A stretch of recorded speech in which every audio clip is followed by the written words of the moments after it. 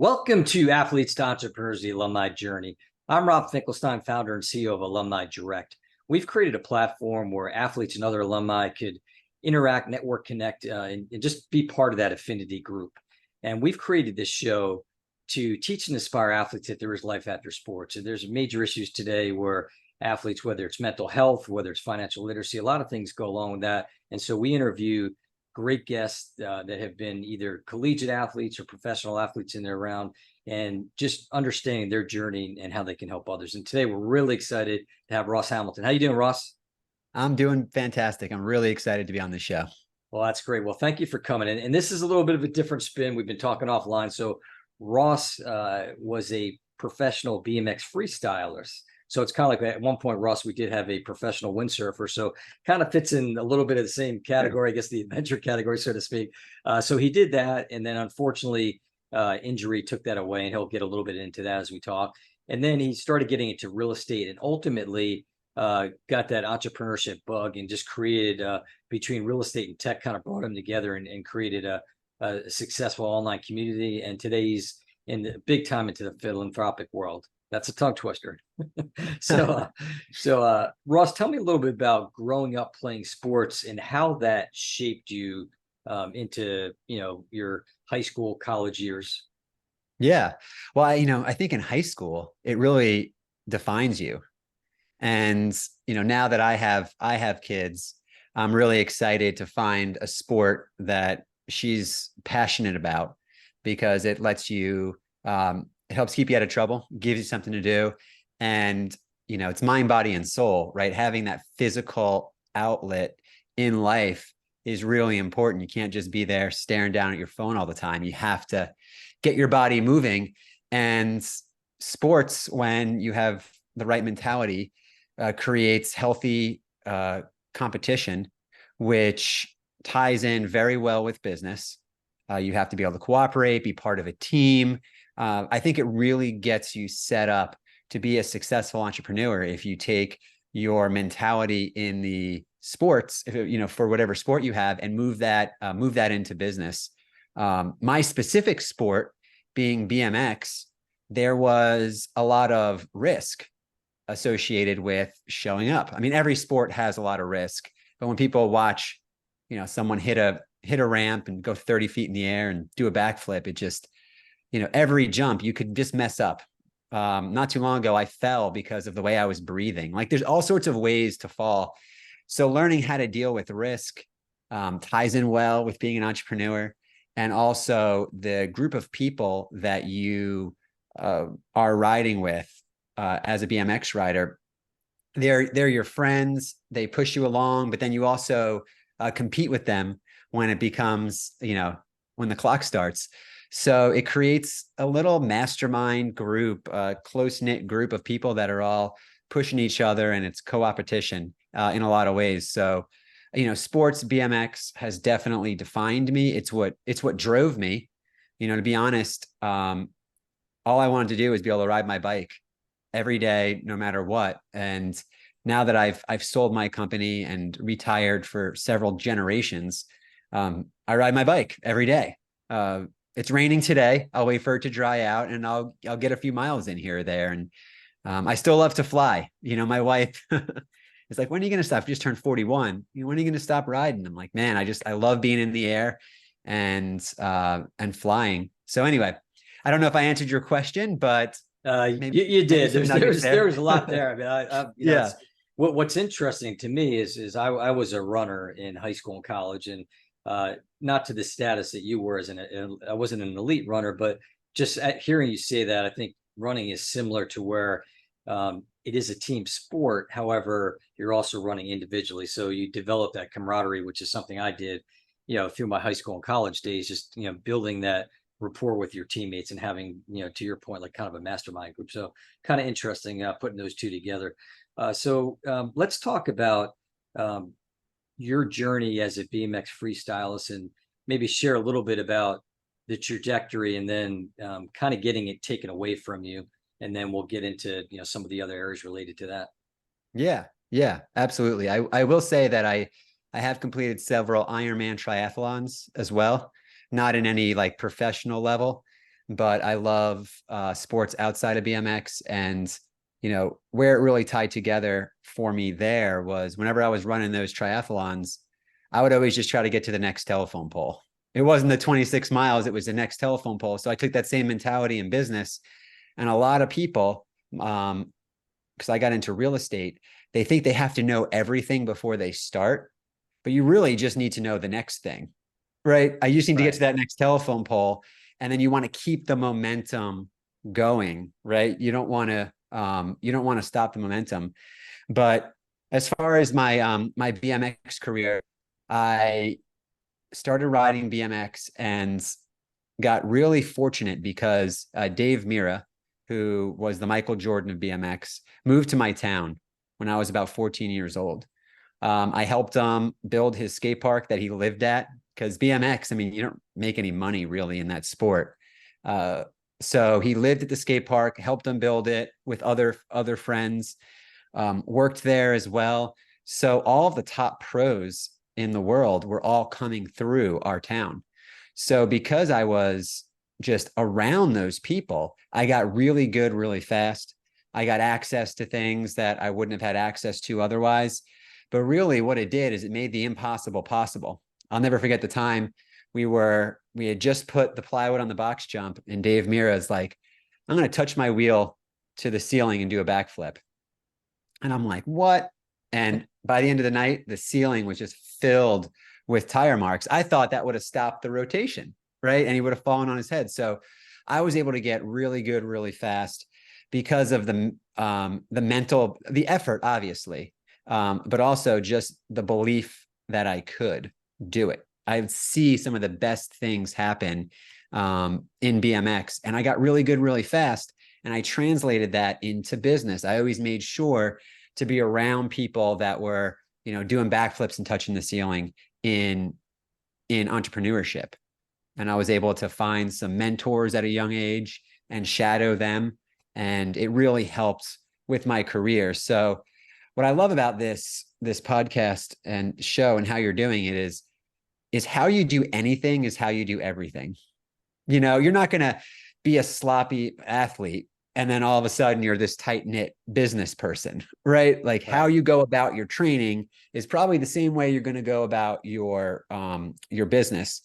So it all kind of ties together with your habits, and that's really what makes the difference. Yeah, no, for sure. I mean, and we'll get to that in a couple minutes, just about that whole skill set, which you kind of alluded to now. You're right. I mean, just kind of parlaying that into anything you do. You're right. I mean, if you give it half an effort, it's not going anywhere. It's like giving that full tilt effort, which most athletes are, willing to do. I mean, there are lazy ones, but for the most part, they're willing to do. So, when you were kind of the top of your game, I guess, in your like what, late teens, early 20s with BMX. Yeah. From 14 to 17, 18, I was on a nice trajectory, placing top three in contests. And, I thought, hey, I'm going to keep doing this. This is who I am. My whole identity was tied in with BMX, and I had dreams to go on to the X Games, and the people I was riding with went to the X Games.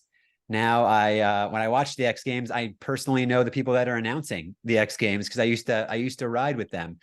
So yeah, I mean,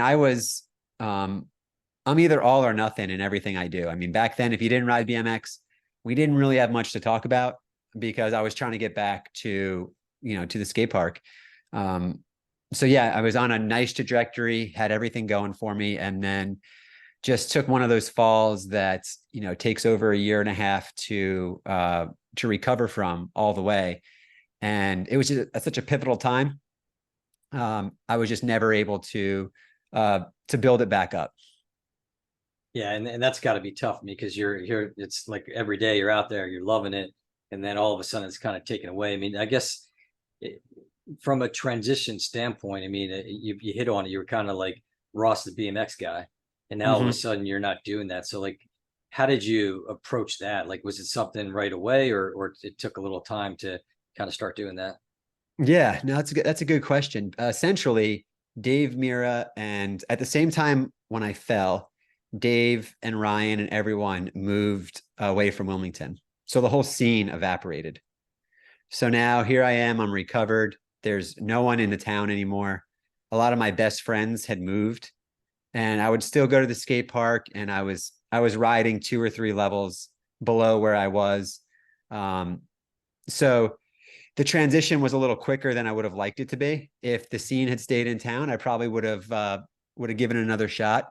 But I was at that age where I'm like, hey, it's time to figure out what to do with life, right? The BMX thing, awesome. Got to travel around the country in a Volkswagen van. I had a BMX clothing company. I even sponsored kids. Kids, they were my age. So we traveled all around the country, went to contests, and it was part of my DNA. But then you kind of look around, you're like, all right, I'm 18, 19 now. I need a plan. I didn't have a plan. So I had to figure out what's going to give me the highest likelihood to be as successful as possible, because I want to make a lot of money. I want it to be passive. I want to make sure I have a retirement. Um, and that's when I found real estate. Real estate makes more millionaires than any other industry. A lot of people accidentally become millionaires through real estate. So I wasn't the smartest, but I wasn't scared to give it a shot. I'd done flips on a bike, so let me try to flip a house, right? How hard could it be? And I started to invest in real estate because it was the best option for people with limited options. I didn't come from money. I didn't do very well in school. It really couldn't keep my attention. So I liked real estate because it was great for a scatterbrain with a lot of drive. Yeah, there you go. Well, I mean, yeah, obviously you had a lot of success out, so that worked out well for you.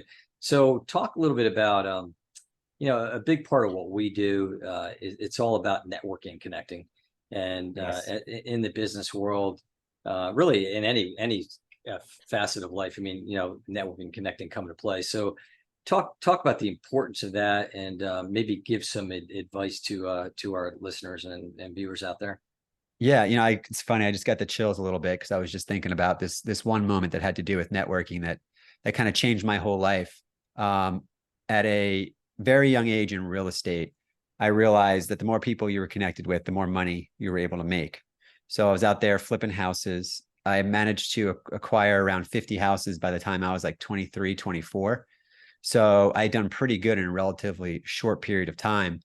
And there was this elite group of real estate investors, entrepreneurs, and trainers. I mean, they were just light years ahead of me, right? They were the Dave Miras of my industry. And I heard about them from my girlfriend's, now wife's, best friend's dad. He said, I'm going to this meeting in Florida. He explained who was going to be there. I said, can I come? He said, no. I said, oh, when is it? He told me. So about 3 weeks goes by. I got his phone number, and I'm calling this guy like crazy. He's not answering the phone. He finally answers the phone. His name was Paul. I said, Paul, I'm in Florida. Where is this meeting? He said, Ross, I told you can't come. You have to be invited in. I'm like, I drove all the way from North Carolina to Florida without knowing exactly where I was going, other than it was Florida. He told me the address, and I went to the meeting and figured out a way to be part of it. And through that meeting, I met literally every connection that helped me build and sell, a tech company to a Fortune 100 company. And it was, I didn't have an alumni, right? I went to Cape Fear Community College, right? I got a 2-year degree and was going to transfer, but I already owned a lot of real estate, and I had a plan. So I never transferred, but I didn't have a connection in the other industries. So that kind of became my alumni group. So I would say literally it's probably the most important thing. The company I built, Connected Investors, was essentially like the LinkedIn for real estate investors. I was part of several mastermind groups.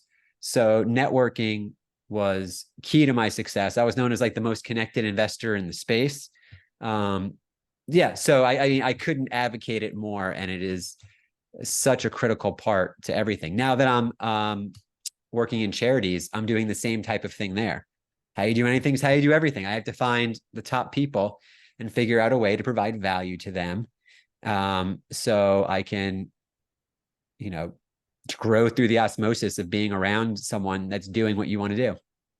Yeah, and I think you hit it there is giving value back, because I think a lot of people, they don't look at network. I mean, networking, it's important. I always kind of take the approach of like, what can I do to help you? And you hope it comes back your way. But if you kind of have that, in a sense, almost like that servant mentality, I think it can go a long way.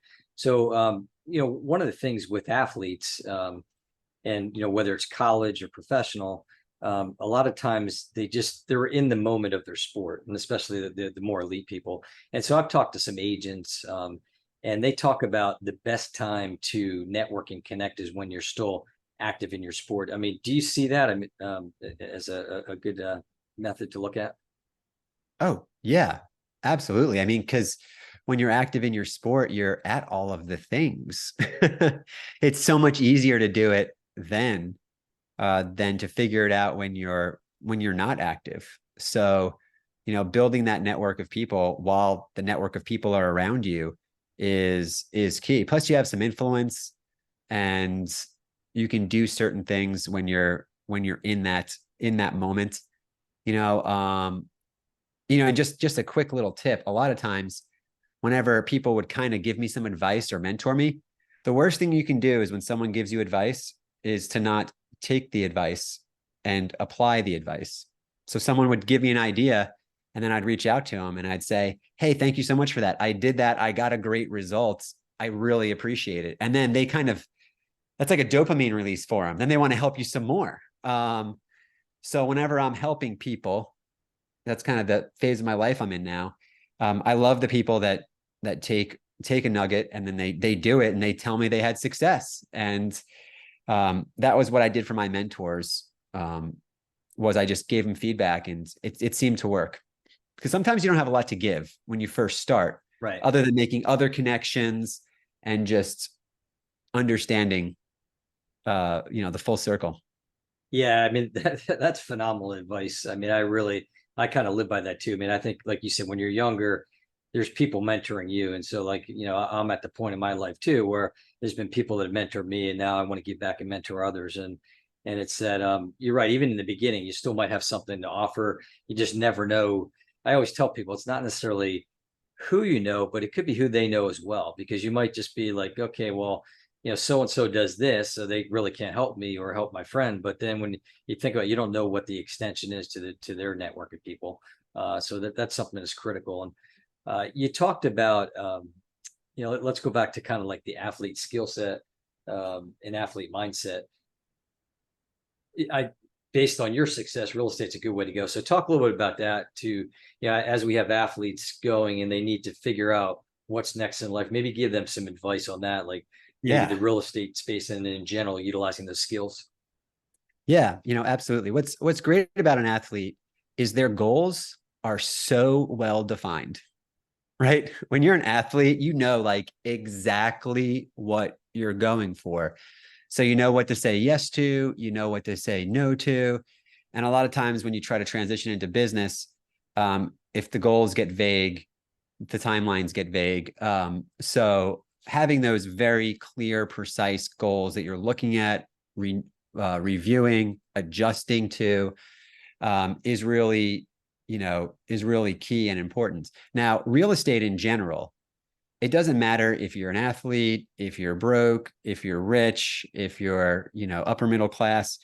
Having a real estate portfolio provides a light at the end of the tunnel. And I always wanted to put my time into something to where I could work really hard and one day I'd be able to just retire. I mean, having 10 houses paid off is not that hard to do. But when you're in the, twilight years of your life, they are like taking care of you better than like, that is just, that's your retirement. It's not going to drop in the same way that the stock market is. So real estate is an important part of life, I believe, just for anyone who's thinking about finances. Now, people ask me all the time, because I have access, my old network, we had access to all the data. We could see around corners in real estate, and they would always ask, "Hey, is now a good time to buy real estate?" And the answer I've always given is it's never a good time to buy if you're paying retail. If you can buy below market value, it's always a good time to buy. So that's what our company did, is it helped people learn how to find off-market properties they can buy at a discount. So I don't have to time the market. I just always buy below market, or I structure things to where it's a win-win. And it takes a little bit to learn that, but it doesn't take that long. I mean, real estate's relatively simple. So it should be something that you're thinking of. If you own a house, you are a real estate investor. If you paid too much, you're just not a very good real estate investor. Yeah. So it's not something to get anxiety over, like I have to get all these houses, but just get another house every few years, figure it out, then start to build on it. Because real estate investing is what gave me the financial freedom to start a tech company, right? And now after selling that tech company, I've put the money back into real estate. So I use my real estate profits to start my tech company sales to kind of fuel my real estate. In the last 12 months, I bought almost 200 properties, just using different techniques all around the country. And it's working out for me. So don't, even with interest rates high, I mean, there's ways to win there. So anyway, that's I've been shouting from the rooftops for a long time about real estate, and the people that listened to me a year or two ago, they are wealthier today. You could have bought any real estate 3 years ago and just went to sleep every night, trained, woke up, and you're worth $100,000, $200,000 more. People that didn't do that, they got a pay cut in life because now real estate's more expensive and interest rates are higher. So anyway, it's the time is always right now. Yeah, no, and you're right. The way the market's been, I mean, a lot of us, it's also to the people that do have, some of the properties that have gone up skyrocket, being like, okay, well, even if I sell them, where do I go next? Like if you're like staying in the same area, I'm sure that's always a challenge too. Yeah, absolutely. But there are ways to buy properties creatively. You don't need a lot of money. One thing we skipped about my life journey is after BMX, before real estate, there was kind of a dark period there, to where I didn't know what I was doing. I had to, make sure not to get addicted to any of the pain medication that I was on for the first time in my life. Kind of all my friends left, and I took the first job I could, and my job was actually a dumpster diver. That's not even a joke. I would drive from dumpster to dumpster with a box truck that was so old I had to hotwire it to drive it. And I would pick out the scrap pad, which goes underneath the carpet, which is where everything sits, and then bring it back to a warehouse, bail it up in a baler with no safety equipment. I literally had to keep my hand in the baler until it almost touched my hand and pull it out to keep it in the baler, and then stack it with a forklift that had no brakes. I mean, it was a pretty tough time for me for a few years. And that's when I found real estate. But I think, inside my chest, I just knew that I was destined for more. And that was a temporary thing, but it could have lasted a lot longer if I didn't get into real estate. And real estate excited me. It was exciting. I mean, one deal could make me more than I was making all year. It doesn't take more than like 10 hours of actual work. So it doesn't take more than one deal to level you up a little bit. And if there's any athletes that are watching this that are young, and I presume a lot are, when I was really young, one of the best things I did was I found the most successful people in my town. I figured out a way to sit down with them, and I asked them just one question: what would you do if you were my age, knowing everything you know? And I got the same answer from two different people. They said I would travel and I would buy real estate. And that's what I did. I was doing the 4-hour work week in real estate, a long, when I was in my early 20s. I'm 41 now, so 20 years ago. So if you are, in your 20s, it's the best time ever to buy real estate, even if you overpay, because it's going to correct itself one way or time is on your side. You have the compounded interest happening there. So anyway, it's like starting a sport when you're 5 Right. versus starting a sport when you're 25. if you start investing in real estate in your 20s, you're almost guaranteed to be able to retire in your 40s. Yeah, I mean it's great to look at it, and I mean you're right. A lot of these athletes are young, and they still have many years, because that's a big challenge. Is that whether it's ending in college or even if they do play professionally, most of them are still young. They're in their 20s, and they got a lot of life ahead of them. So I think they should definitely obviously look into real estate, and thank you for sharing that transition story, because that's kind of what's important. I mean, we talk about it, everyone has some type of transition, whether some are fortunate, maybe if they weren't as high up as an athlete, maybe they might have that mindset already, like, hey, I need to find other things, and look at it that way. So when they were done, they had that. But I'm glad you shared that. And you kind of touched a little bit on, and this is a big issue with athletes transitioning out of sports, is mental health. Maybe talk a little bit about that, because you kind of alluded to it while you were just giving your story there, but maybe some things that athletes can look at to maybe get out of that if they are facing that. Yeah. Yeah. And that's actually the end to the Dave Mira story. I mean, he wound up committing suicide. He went from top in BMX, like most X Games gold medals. He was rally car racing, doing good there, even boxing. And he suffered from what a lot of football players suffer from. And being an athlete, you have a lot of mental toughness is really, really important. And that it can get exhausting, and you can kind of go the other way. And that's where just that community of people around you. I mean, I don't have any expertise necessarily in that area.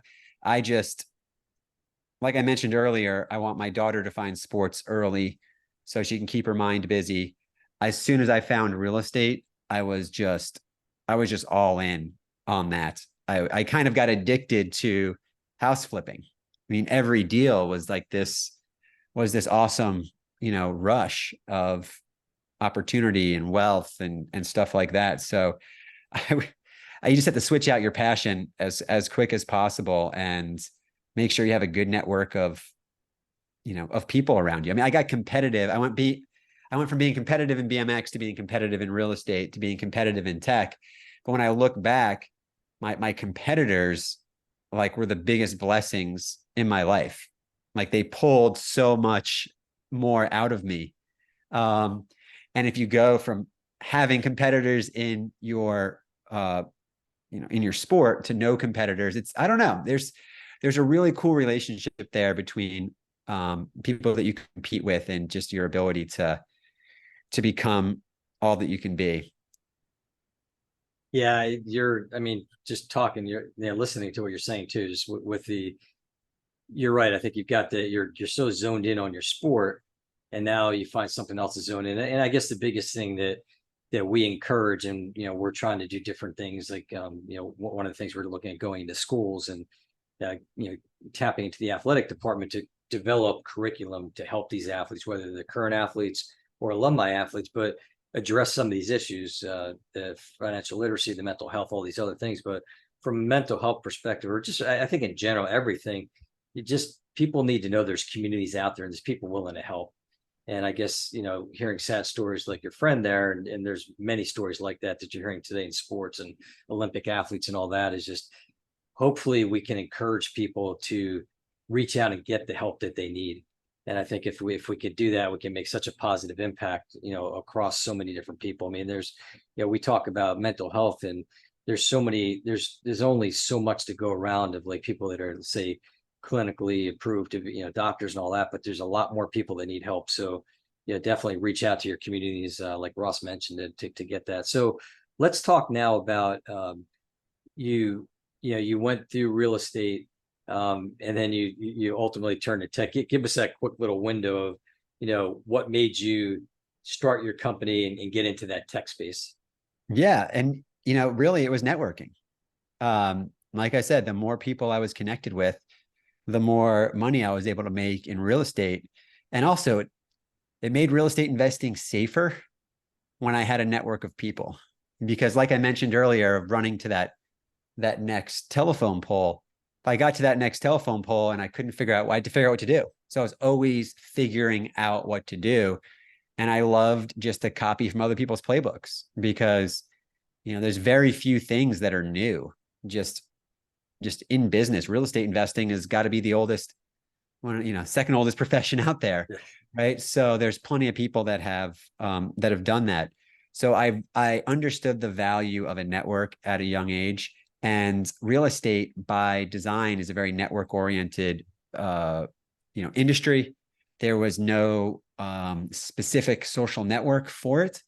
I was playing around with MySpace because I wasn't in a good enough school to get into Facebook, and MySpace was distracting. So I said, you know what? Social media back then was in the infancy. So I said, I can build a version of this just for real estate. And I started to build it up. Now, in the beginning, to have a network, you have to have people there. There weren't a lot of people there, right? So I had like 80 different accounts, and I was talking to myself to make it look like things were happening. And I was just constantly, I was doing customer service and sales and working with tech. So I was doing a little bit of everything. And then through the website, through networking, I met an individual who had a lot of influence in the space before they were influencers. And he loved what I was doing, and he promoted it to his email list. And we had 20 or 30,000 people sign up in a relatively short period of time. And that got us off the ground to get up and running and become a real company. Now, the trajectory wasn't all straight up. I mean, there was in 2010, I was about a week away from having to, close the company, which I can go into that as well. But anyway, yeah. So I transitioned into real estate, into connectedinvestors.com specifically for networking, and everyone needed it. So a lot of people started to join. Yeah, it's great, and you face all those challenges. I mean, obviously, like we face some of that as well with Alumni Direct, but so people started going this community, built us very successful. How many years were you doing this before ultimately you end up selling, like as far as building the company and to Yes, where it went? I bought the domain name in 2005, probably opened it up in 2007, and sold it 2 years ago. So it was a good run. It was it was a real run. And like I said, I didn't have any tech background at all. So I learned some really hard lessons along the way. And also was able to draft off what was happening in the world with social media. A lot of people didn't like to use the site at first. They didn't understand why it was important.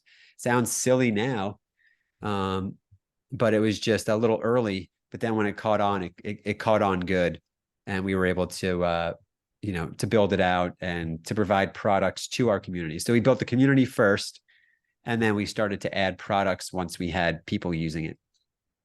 That's great. I mean, that's awesome lessons there. I think people definitely need to tap in. So what do you do? Like, tell us some of the stuff you're doing today. I mean, I know we'll get into, I guess, talk about the philanthropy first, and then I might have a couple other questions off of that. Yeah, no, absolutely. So, I made my first million, essentially knocking on the doors, literally, of people that were losing their house to foreclosure. And I would, at 20 years old, I would come up with a solution to help them sell their house. And I would sit down with people that were 50 years old. And I always wished I could just help them in a different way, but I was broker than they were. So built a company, sold it, was able to donate 7 figures into charity. And we started to build out a company called savinghomes.org, where essentially we help single parents save homes from either foreclosure or eviction in some really innovative ways. And anything I'm doing now, I just want to do big, impactful things with great people that will live on longer than me. After you've solved the money problem, you start thinking like legacy, right? So the cool thing about savinghomes.org is you can go there and you can see, hey, there's a single mother of 3 about to lose their house, and you can donate to them. It's kind of like a GoFundMe for affordable housing. And what's great though, is when you donate the money, and it will save their home. We provide them just counseling and guidance to make sure they don't get taken advantage of by real estate investors. I know all the tricks, trust me. And then some of them will need to find a new home. So they do have to eventually sell their home. So when their house does sell, the money comes back to the charity and we can help another family. So every dollar that comes in, like, goes out multiple times for multiple generations. So if you donate $100, it can help someone today and it can help someone in 100 years from now, the way we have it set up. So to me, it made a lot of sense for me to move my time, influence, and just my network into solving affordable housing. And I wanted to start with people that were losing their house because it's probably the most affordable house they're going to be able to be in. Yeah. And we're starting with single parents, just because I couldn't even imagine, I mean, I'm in the 1% of the 1% with one child and a wife, and it's still hard, right? Yeah, I for couldn't sure. imagine. So yeah, my grandmother went through that as well. And anyway, so if you visit savinghomes.org, you can take a look at it. And also, just if you want to be part of this mission in any way, shape, or form, reach out. If you have connections, let us know. The big difference here is when you're doing a nonprofit, everyone wants to help. Like in business, you have to do all this stuff to get introductions and stuff, but everyone wants to help. They just don't know how. And if they happen to have that second or third level connection, I've never seen people more willing to make connections than when I started this company. And the cool thing is, the way you do anything is the way you do everything, right? Right. The first thing I did for this company is I created a think tank. I went out and I found the most influential, successful real estate investors that are out there, everyone worth 50 million plus. And we've all come together to help solve affordable housing. So I wanted to build my group of Dave Miras right at the top of the charity, and the people that volunteer and work with us. It's nice because you have a big group behind you with a lot of influence. So anyway, we just when this podcast is out, probably open the doors to the website and the platform. But this thing has the ability to to scale across the nation. We built it like a tech company. It has the echo effect, I call it, of money coming back in. And there's a lot of people that want to donate, even banks. Banks have to give money to people in certain locations, and that money goes back to the bank. So it's a really cool way. And then we're also helping build houses and doing innovative things. Some people just can't afford their house, right? So even if we save it, they can't afford $2,000 a month. So they can sell a piece of their house. Now their payment's only $1,200 a month.